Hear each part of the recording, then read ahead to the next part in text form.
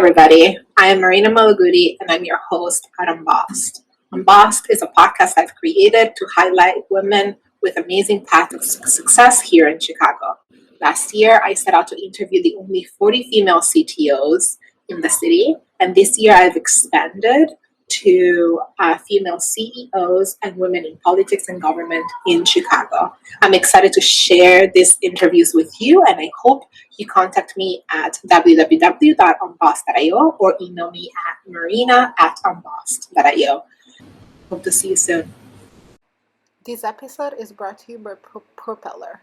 Propeller is a public relations and content marketing firm that helps startups and entrepreneurs accelerate their growth by building brand awareness and customer trust. Whether landing a company profile or writing amazing content, Propeller makes everything easier for B2B and B2C startups around sales, lead generation, fundraising, recruiting, retention, SEO, and much more. Startups can learn more about partnering with Propeller at propeller.com, spelled PROPLLR.com. Leeatt Rothschild has over 15 years of experience at the intersection of business, sustainability, and brand purpose. In 2016, she founded Pact with Purpose, a corporate gifting company that embeds social impact into everyday act of gift giving, from empowering underserved women with job skills to supporting sustainability efforts.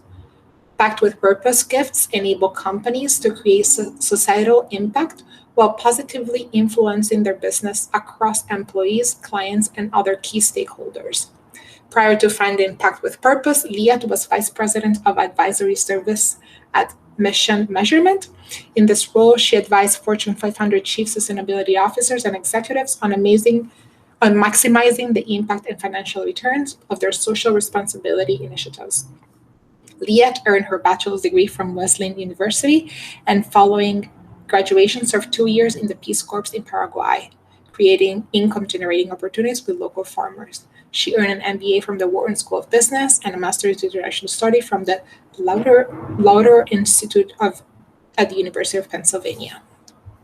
Hello, everybody. This is Marina Malaguti, your podcast host at UNBOSSED. Today, I have a special guest with me. Her name is Leeatt Rothschild, founder of Pact with Purpose, a corporate gifting company with a social mission.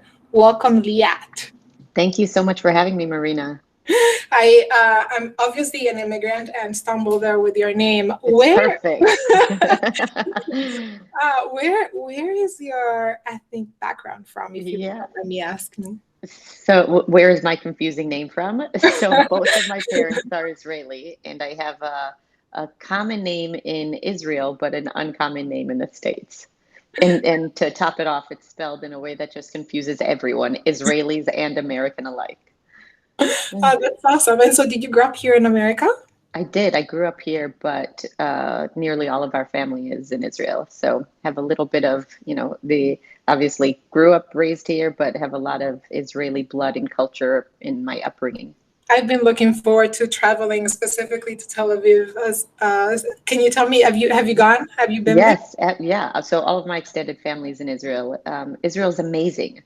Tel Aviv, you've got, this bustling city on the middle of, or right off the Mediterranean. It's beautiful. You've got, ancient cities like Jerusalem. You've got lush green mountains up north. Definitely worth. Yeah, the Red Sea, the desert. There's really like every ecosystem in a teeny tiny country. Is that where you get your entrepreneurship strike? I would say my parents did a good job of, I'd probably say yes. And also one of my dad's favorite adages is, if you don't ask, you don't get. And I feel like that's definitely been a language that I've had in the back of my mind. Like if you want something, you've got to make it happen. So, yes. Yeah, there's like a huge startup scene I hear in Tel Aviv. A lot of tech companies are coming out of Israel in general. Yeah. Do you follow their startup scene and what's happening over there? I follow it a bit, and interestingly, someone, an individual who I don't know personally, but went to business school with me, he wrote a really interesting article just mapping out the entire tech ecosystem and how a lot of them come out of in particular, one or three groups within the Israeli army. So it's really interesting just to think of the network effect of a really an intense experience like being in the army with a number of individuals who are very smart and creative and problem solvers, and then how that has basically created a cool network effect of other startups. That's amazing. And so you tell me, I'm gonna just guess, but what influence have you had either from your parents or your culture that brought you to become a founder?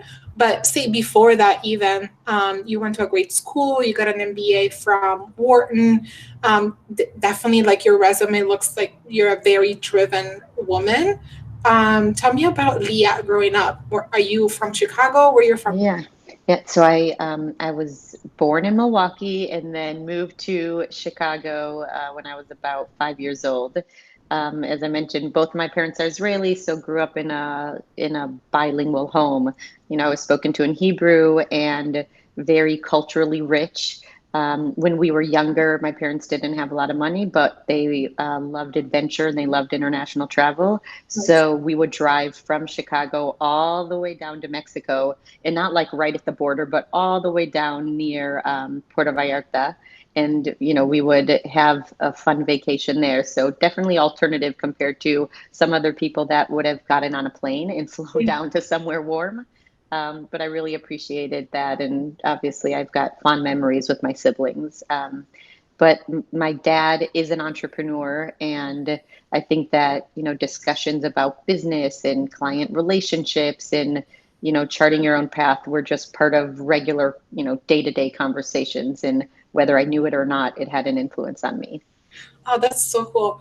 My dad was an entrepreneur as well. And, you know, unlike you, I'm still into the growing of my entrepreneurship career. You're well established, and we'll talk about it in a second. But I was wondering, like, did you ever feel like you were stumbling into entrepreneurship, or did you know that was a thing for you?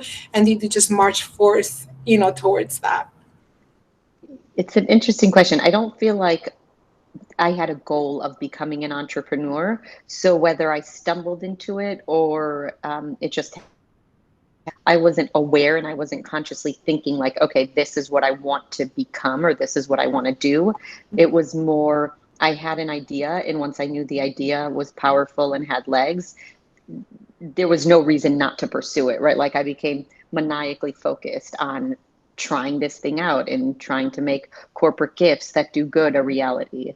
So I don't know. It's an interesting question whether I stumbled into it or was sort of like razor focused on making it happen. I mean, definitely like hindsight 2020, right? Like you went to you had a BA in psychology. Did you ever use that BA? I think I use that every single day. You know, Right, not as a practice, perhaps.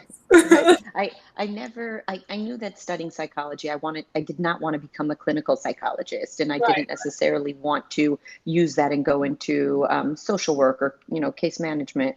I was really interested more in what drives individuals, i.e. consumers, in terms of their behaviors and their decision making, and how does that get impacted, you know, in the world of business or marketing. So I was Good. always interested in that aspect of psychology. But I think I use psychology in, you know, recruiting, in the marketing of my business, and figuring out how do we communicate our value proposition in our sales team working with prospects. Perfect.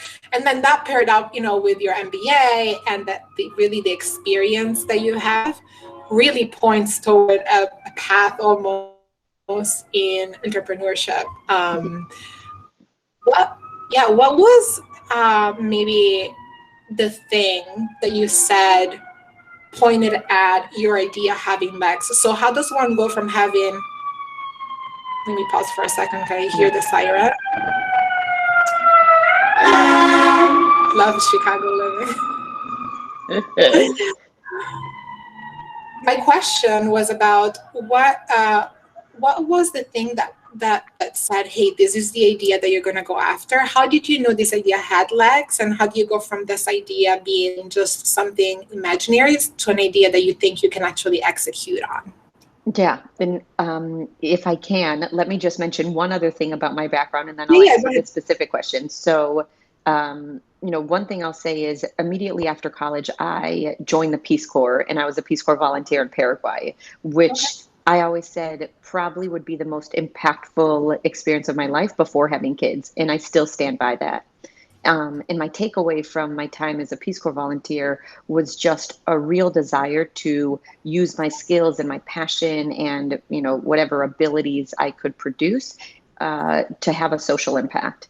And in Paraguay, I worked with a group of farmers in a rural community, and what I also realized was it was important to have an impact that would be as large as possible. So I impacted a handful of farmers in my community, but I kept coming back to this idea of how do I create an impact that is bigger than a small group of people and have that impact, sort of have a ripple effect. So now I'll answer a question, but hopefully Yeah, that gives context. absolutely. So, so this was in 2016. It's December. It's a cold day in Chicago. There's probably snowflakes, that you can see outside. And at the time, I was advising chief sustainability officers and marketing executives on how they could invest their corporate social responsibility dollars, so their CSR budgets, so that they could have a positive financial return on the business, but also, a positive social impact or societal gain. So this is my day job, right? This is my professional life. And because it's December, it's the holiday season, our office is riddled with holiday gifts. So, the ubiquitous, wicker basket with toffee and cookies and brownies and tins of popcorn. And I just thought to myself, while all this is delicious and we're all enjoying it, this can't be as good as the corporate gift gets, because I know that companies are eager and are investing, dozens or hundreds of millions of dollars on doing good. And Mm. meanwhile, they and other, partners or vendors are sending out corporate gifts. And so I happen to be consulting to the corporations, but a lot of my colleagues at the time were working with foundations and social enterprises. And so one of my colleagues happened to bring back these delicious granola bites from a social enterprise, which is like the business arm of a nonprofit. So from the social enterprise in Detroit. And I had it and I was like, A, this is delicious. B, the story of, these youth in downtown Detroit that are part of a basically like an after school program to teach them 21st century skills and leadership skills and, how to grow up to be good, strong people. Like the story here is incredible. What if I were to pool different products like this one into a gift? Made sure that it was sophisticated and had like a really strong design element and told their stories of impact maybe even better than they tell themselves. Like this would be a gift that was memorable. So that was my aha moment. And then the rest is history. I mean, I had this idea. I started talking about it all the time. And, my friends or my colleagues, I would say, well, what if I did this? Like, do you think people would like it? Would you buy it? Why would you, or why wouldn't you? And that's Um, how Packed with Purpose started. that's how it started. That simple, it was an idea, and obviously then a lot of things happened. But yeah, it was that idea, and then starting to share it out loud, to sort of try it on to see how it would fit. Were you immediately ready to a little bit of like maybe founder questions here? Like, were you immediately ready to share the idea? Were you apprehensive about it? And how do you go about validating that idea in the market? Yeah. So I think the beauty of when you first start out is you're totally naive and you don't even think about like inventory management or SKU creation or database maintenance. Like I didn't even have those words at the tip of my tongue or as part of my vocabulary. So there's something wonderful about being totally naive in the beginning. And I did start talking about it to get feedback. And what I actually did to test out Pact with Purpose in the very beginning was my daughter was turning 1 in March, and I decided to put together I took the idea of like a goodie bag and I turned it upside down. And so I said, all of my friends who happen to be, business professionals, or the majority of them are, and they themselves might make the decision on gifts or might influence the decision on gifts, let me give them a gift basket, right? So I basically created the first Packed with Purpose gift box, what I used to call a crappy first version. And then my designer said, Leeatt, you actually need to call it a low fidelity prototype.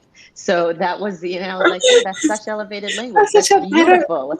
Yeah, such a better way to characterize it. But, it really was the first prototype. I crowdsourced a logo that was ugly and overly feminine. And the box itself, it was nothing like what it would become, but the essence, the idea was there. And so I basically put together this low fidelity prototype, gave it to all of the guests. They walked out of the birthday party. Thanks so much for coming. Here's a gift. By the way, I'm going to follow up for, a 10-minute call just to get your feedback.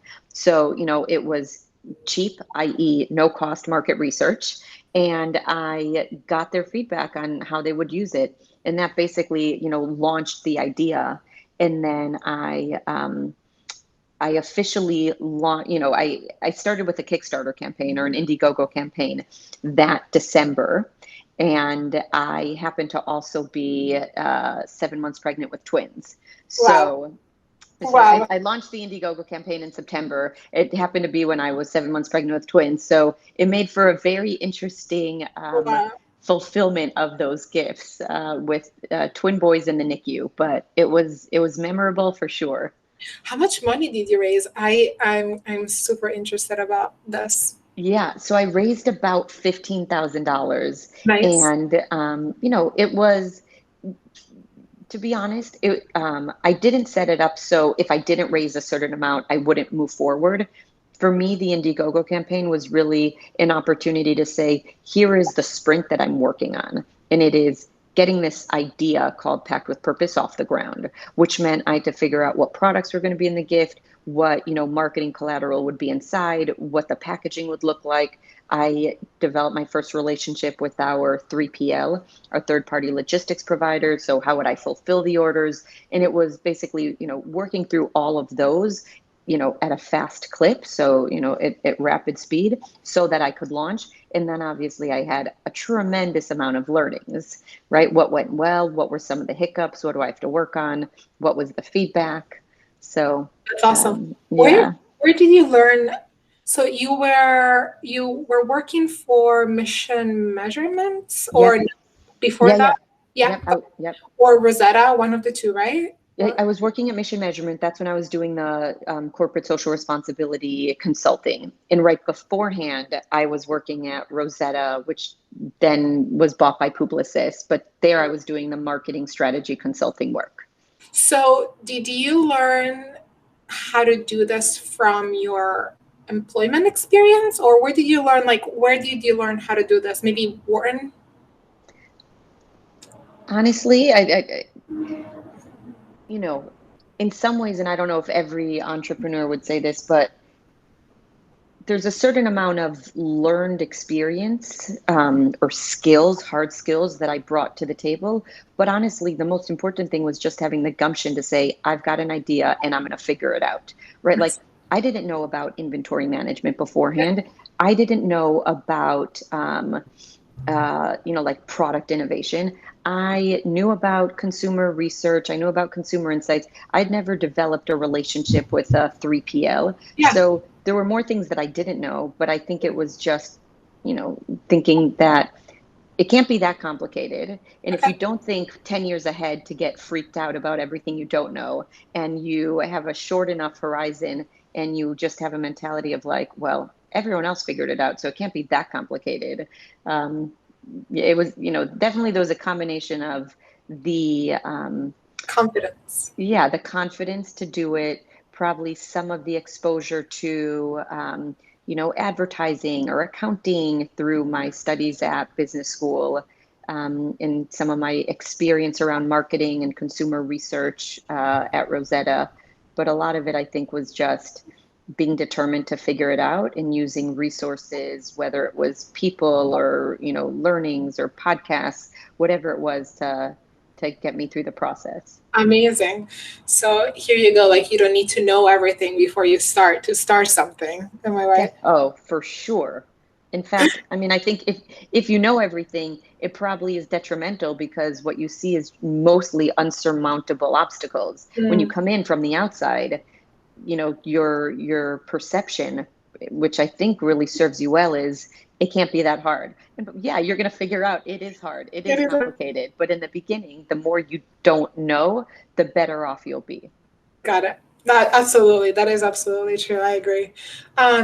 Tell us a little bit about Pack with Purpose. Give us I know you have an elevator speech probably ready to go. How many customers do you serve? How many social enterprises do you collect inventory, or do you collect gift from? And tell us, give us The short summary. give Yeah. us a short summary. Yeah. So, as you mentioned earlier, so Pact with Purpose is a corporate gifting company with a social mission. And what makes our gifts unique is that all of the products within our gift boxes do good. So, we affectionately call our suppliers purposeful purveyors, and those purveyors make excellent, unique products, and all of them also create a social impact. So, for example, we might include granola made by women who are survivors of abuse, or journals that are made out of sustainably harvested wood that also contribute to reforestation efforts.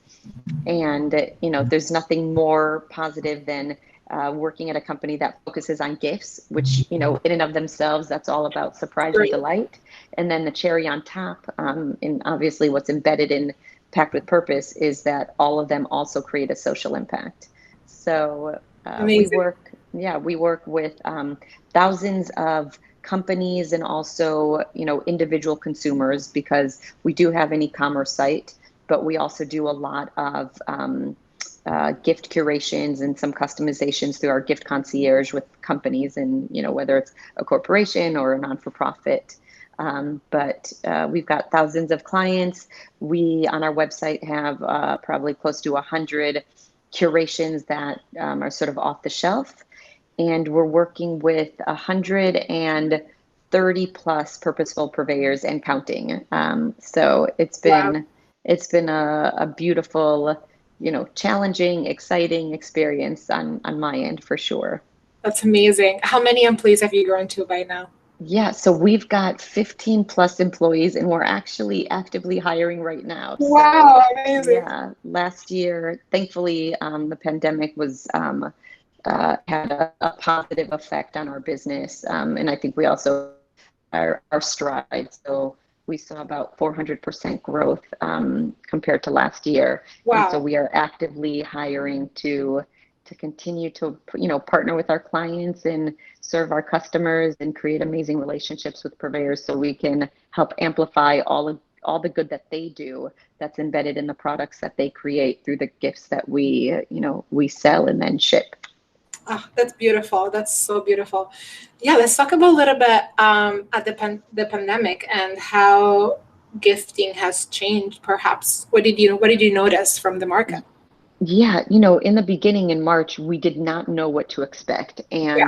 And what I would say is, thankfully, the pandemic was positive for the business. And primarily the reason was companies now had employees that weren't coming to the office. They were all working from home. They were maybe taking care of, you know, they were taking care of themselves at a minimum, perhaps taking care of their kids, and perhaps elderly or ailing parents or family, and, you know, holding down their jobs. And so companies were very eager to thank and celebrate and acknowledge all of the hard work and sacrifices that their employees were making towards their professional life.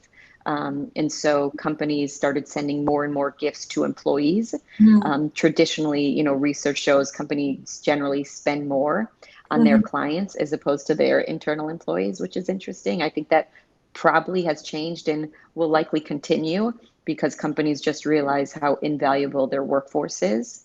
Yeah, And so we saw a huge uptick in gifts that companies were sending to their employees, as well as gifts for virtual events. So what totally. might have been, less of a gift at an in-person event. Now companies are trying to come up with a creative way to, make the virtual meeting or conference or gathering memorable. Yeah. Let's talk about the engineering of that. How did you make sure you were keeping your supply chain safe with COVID? Yeah, well, so there was so much for us to work through. One was that unfortunately we had many purposeful purveyors that they stopped production during COVID. Yeah. A certain percentage of them never resumed production, so COVID basically decimated their business. Wow. We worked in partnership with our fulfillment center, our 3PL, right? And they had very stringent protocols to ensure that all of their workforce was safe. And, obviously that workforce partners with us in order to pick all the products off the shelf, package them carefully into our gifts, have all of those ship. So there were a lot of elements regarding the, supply chain that we were working through, some of which was, products that were no longer available, products that might have longer lead times, products that now, had 4 week or 8 week plus disruption in terms of being able to get that at our warehouse. Wow. Yeah. And you mentioned that there were businesses that really got decimated through this pandemic. Was it a lot of businesses? What did you notice there as a pattern? Was it international businesses that got cut out? Yeah. So one thing I'd say is we primarily focus on sourcing products from U.S. purposeful purveyors. Yeah. And part of my initial thesis or my desire in starting Pact with Purpose was having an impact in our own backyards. Yeah. That, I knew that social impact, historically, a lot of it was, okay, well, let's help communities in Latin America or in Africa or in faraway places. But through the work that I had done, right, and this is coming from someone who was a Peace Corps volunteer in Paraguay, so I was very aware and obviously interested in doing good. But I also was aware that there was a lot of opportunities to create an impact, in communities and cities and towns right here in the United States. So most of our purposeful purveyors are located in the U.S. And I don't know that there was a pattern per se. Maybe some of those purveyors tried to do too much. And so if you both were focused on e-commerce, but also on, supermarket as a channel or on third-party sellers, you almost had, you perhaps weren't focused enough and therefore couldn't double down on one channel. And, the pandemic just made it that much harder. Or you were reliant on, let's say, too much of the supermarket channel and not enough on e-commerce. And because consumers, especially in the beginning, just stopped going, to brick and mortar retailers, that probably had a real negative impact on your business. Absolutely. Nice. So did you start the e-commerce platform before the pandemic? So you had already that set up, right? Correct. Yeah. Nice. Okay. Yeah. Amazing. So you had the ability already to grab an order without needing to rely on a brick and mortar or an in-store location. Correct. Yeah. And so the business, when I launched the business in May of 2017, right? So I had that Indiegogo campaign in 2016, had my twins, took a deep breath and then launched the business officially May of 2017. It was launched with an e-commerce site. And then as we've grown, e-commerce has always been there. Yeah. And alongside that, we've got our gift concierge team. So all offline, more corporate or business gifts. Nice. Tell me, what is maybe something that surprised you, a lesson learned, something about yourself or your team that really surprised you in this, as you became an entrepreneur and as you had to take on responsibilities that were perhaps, beyond what you had taken before? Yeah. Anything sticks out in particular? Yeah, I'd say maybe there's two things that first come to mind. One is just the power of trusting your gut. The power of trusting your gut, and with that, then making fast decisions, how beneficial that has been for the business. And if I haven't followed my gut, basically seeing like, okay, I shouldn't have trusted, I had, if I would have trusted my gut more often, or the times when I didn't, I probably could have averted, a mishire or making a decision that was costly. So that's probably one thing. And then in addition to trusting your gut, it's just seeing the power and the magic of great people coming together to get stuff done, to problem solve, to be creative, right? So Packed with Purpose now looks so different from the initial idea that, was born in 2016 and launched in 2017. And all of that is solely based on the amazing people that I work with. Amazing. And, Yeah. how an idea just, takes on and it sort of grows like wildfire in the best way possible when you've got passionate people that are excited about what they're doing. Nice. Are you the type of person that was Packed with Purpose is still your baby, I imagine? You have four human babies, but this is your baby. Was it hard to let go, or were you able to just, let your people take over and be like, here, this is, now ours? Yeah, so I think I'm definitely the kind of person where I do not need to be involved in everything.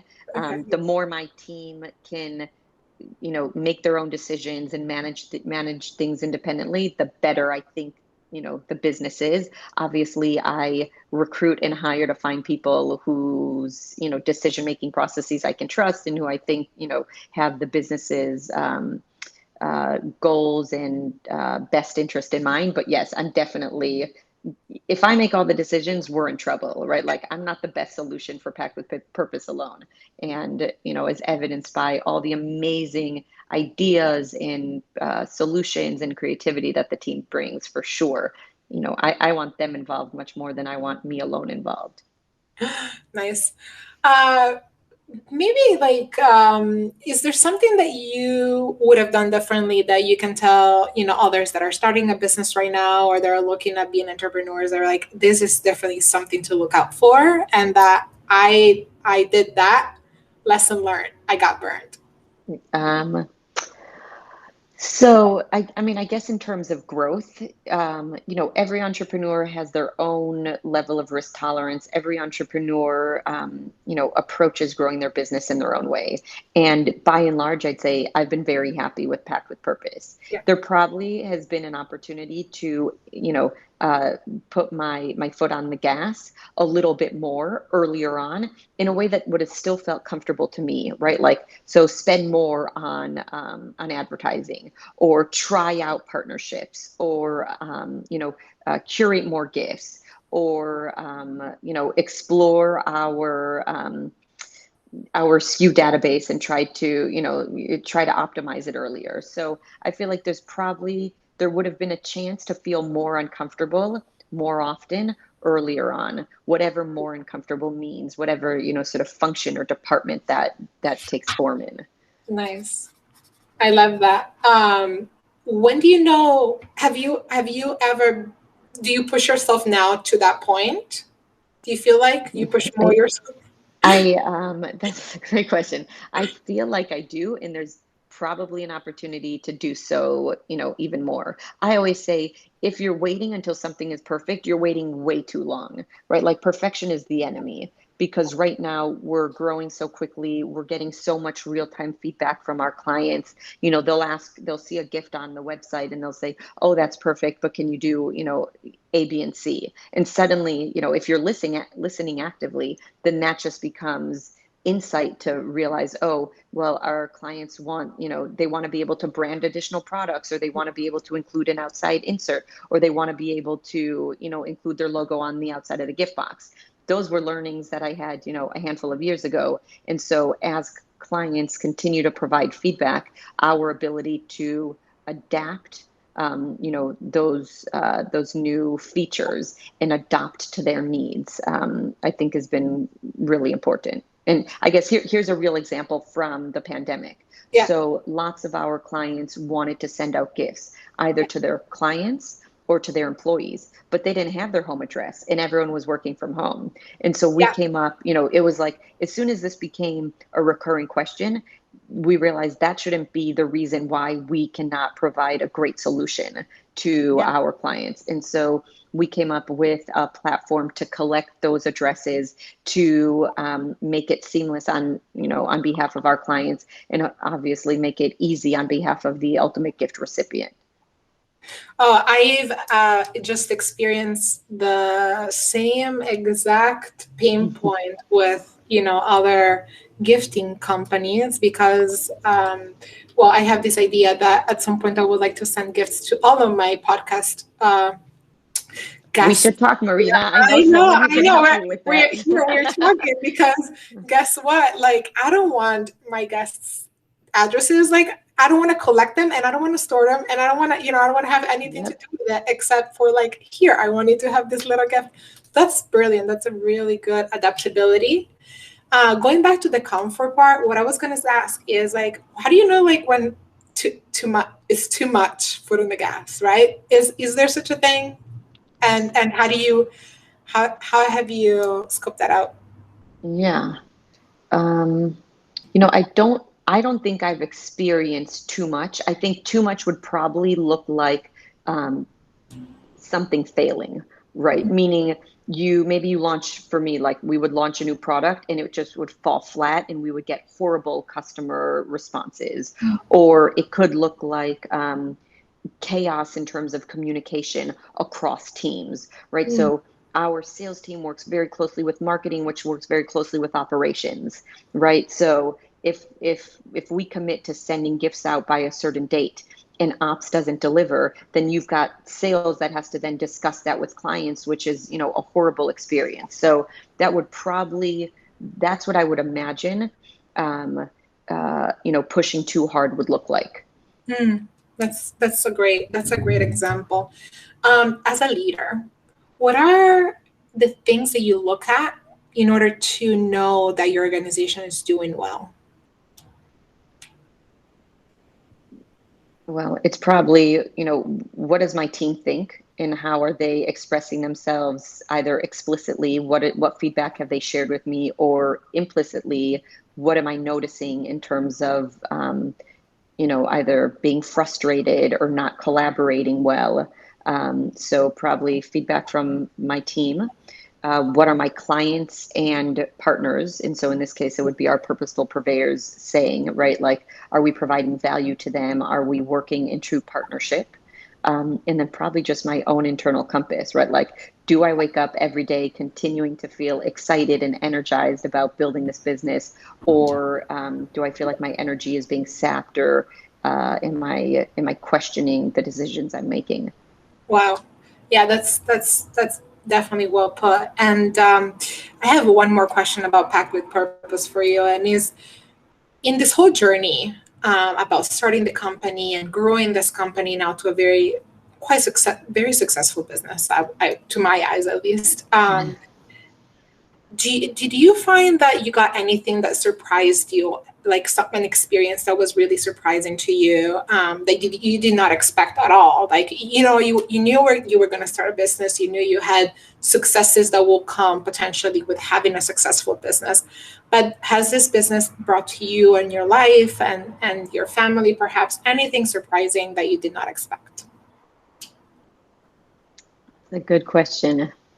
In some ways, I'd say nothing and everything, right? So in the beginning, my low fidelity prototype, I could not have imagined the feeling of starting a business that I'm personally proud of. As you mentioned, I've got 4 kids at home. My oldest is 6. There's nothing more gratifying than my daughter. The other day she was like, "So you're the boss? Like you're the one, all these people work for you." And, just her seeing this idea that really was born at the same time that she was, I'd say there's nothing that has surprised me, maybe in the way that you asked the question, but everything is surprising in terms of the level of appreciation that I have for my team, and the excitement that I have, going to work every day, and just the inertia that the business has had, and just continuing to see, really the possibilities are endless. And so if I come at every day just with an open mind and a desire to, have my ears sort of wide and listening to all of the opportunities, and I'm prepared to partner with, my team internally, our partners or purveyors or clients externally. Like there's nothing more gratifying than that. So in that case, it is surprising just to see how a simple idea has continued to take different forms, and how, to me, it's been really, it is like another baby, but in the most gratifying way. That's amazing. I love that moment with your daughter. I have three daughters myself, 8-year-old, 4, and now 2 months old. Congrats, Marina. Thank you. And I'm hoping one day they'll say the same. What did that moment meant for you? Yeah. I there in whether it's for my daughter, and I've got twin boys who are 4, or I've got a little bit older newborn compared to you. I've got a 4-month-old, but there's something so beautiful about showing the younger generation, and that younger generation could be a little kid who's 6, and it also could be a kid in high school who is doubting their own abilities, or is applying to colleges and wishes that their test scores were higher compared to their peers. And even though when you shared my background, it sounded, you're like, oh, she has a MBA from Wharton, but really everything beforehand was non-traditional.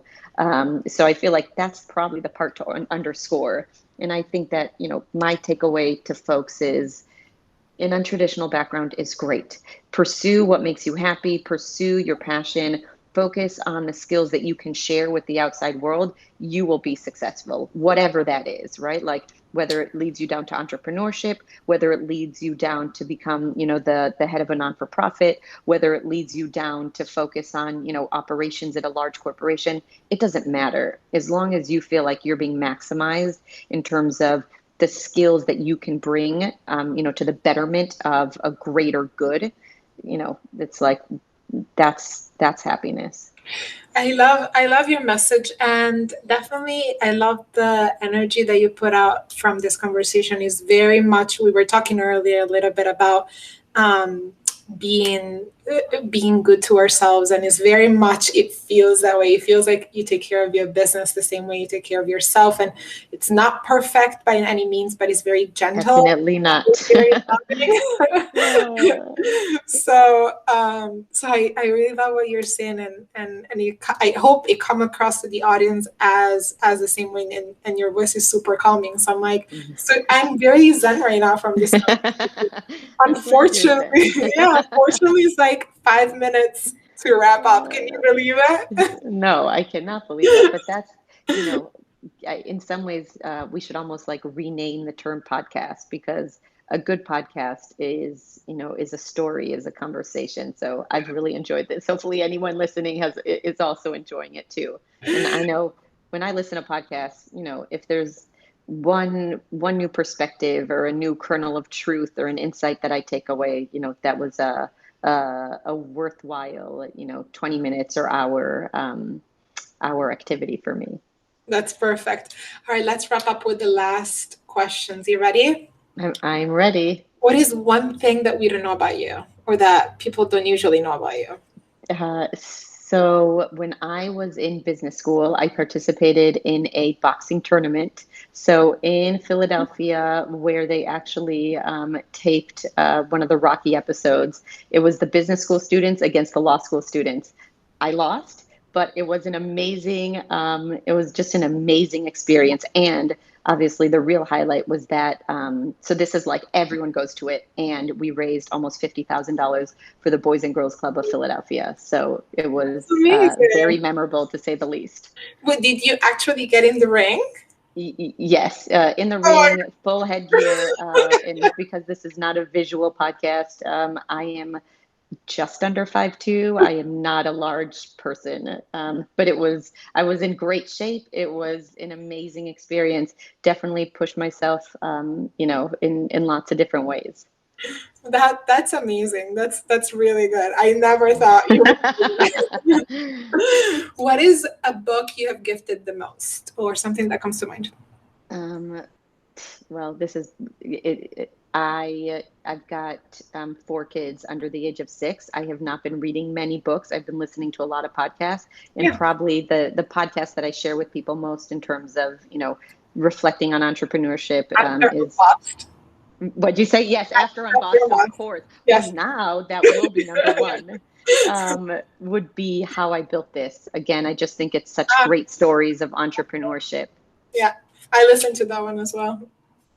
And I'll leave the links of these things in the descriptions. And then, what is a book you would write?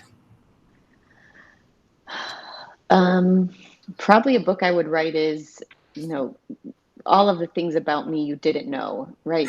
So it's like it's all of the things that make up who I am. Yeah. And really what I would love is for other people who I admire to write that book so that I could read it.